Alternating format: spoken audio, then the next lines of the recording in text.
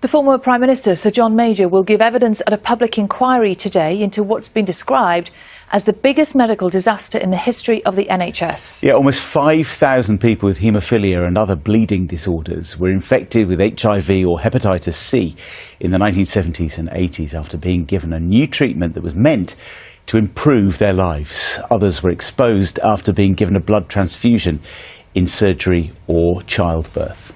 Our health correspondent Jim Reid reports now. I suppose the biggest impact is I'm not the person I was meant to have been. You can't erase the darkness, you can't erase the fear, it's always lurking. Mark was just a child when he was warned about a medication he'd been given.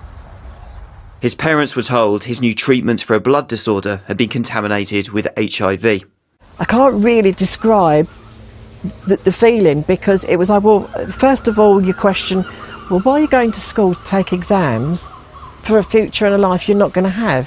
When your doctor says, if you're lucky, but I don't think you'll live long enough to leave school, why bother?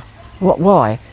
Mark's life was saved by new HIV drugs. Others died before they could be made available. In total, 5,000 people with haemophilia were left with HIV, hepatitis or both. Many more were exposed after a blood transfusion in the 70s and 80s. I do solemnly, sincerely. In 2019, Mark gave evidence at the public inquiry into the disaster. Today, Sir John Major will take the same stand. The first former Prime Minister to be questioned under oath about the government's response and the approach to compensation.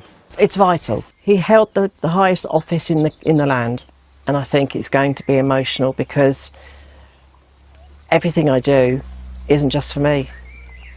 It's all for all those little boys not here. It's for all of my friends that aren't here. It's my friends right now who are so ill they might not live to see it yet. And all we've ever wanted is the truth and justice. I was falling asleep, I was being sick. Melanie was another of the thousands infected when she was just 17. She was diagnosed with hepatitis C, a disease which can slowly destroy the liver, and had suffered from health problems ever since.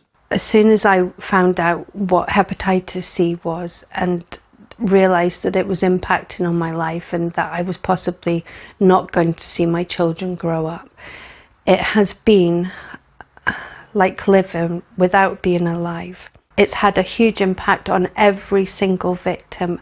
That feeling of it could have been avoided. Melanie is now on a different modern treatment to control her blood disorder. Like thousands of others, though, she is still living with the consequences of what happened 3 decades ago and still looking for answers so many years later. Jim Reid, BBC News.